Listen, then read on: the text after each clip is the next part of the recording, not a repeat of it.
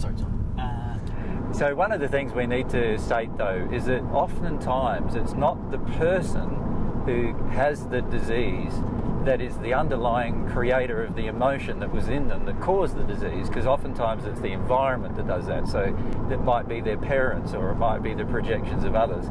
But inside the person there is the suppression of that emotion, and it's the suppression of the emotion that creates the disease. So in the case of sexual shame, it's the oppression or the suppression of the individual who feels sexually ashamed of their sexual shame that causes the disease to manifest itself, rather than the sexual shame itself probably entered them from someone else, probably entered them from their parents making them feel ashamed, or their parents catching them they were masturbating or something like that and feeling ashamed, or someone making fun of them about their sexuality, making them feel ashamed.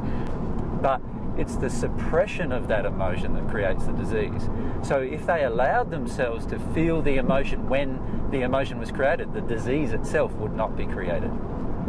It's also the suppression of the awareness of unloving behaviour that creates disease. So for a person who's promiscuous, for example, the suppression of the awareness of promiscuity being a problem to their body will eventually cause them to catch, through the suppression of certain shameful emotions or their conscience bothering them, will cause them to catch a certain disease, which of course can be cured by them just going through the realizations that what they chose to do was out of harmony with love, and out of harmony with love of themselves, and out of harmony with love of others, and then allowing themselves to work through the reasons why they chose to take actions that were out of harmony with love.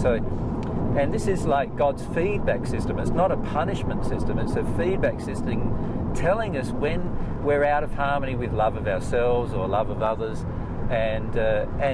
or even in love of the environment. There are all sorts of feedback systems that occur there as well.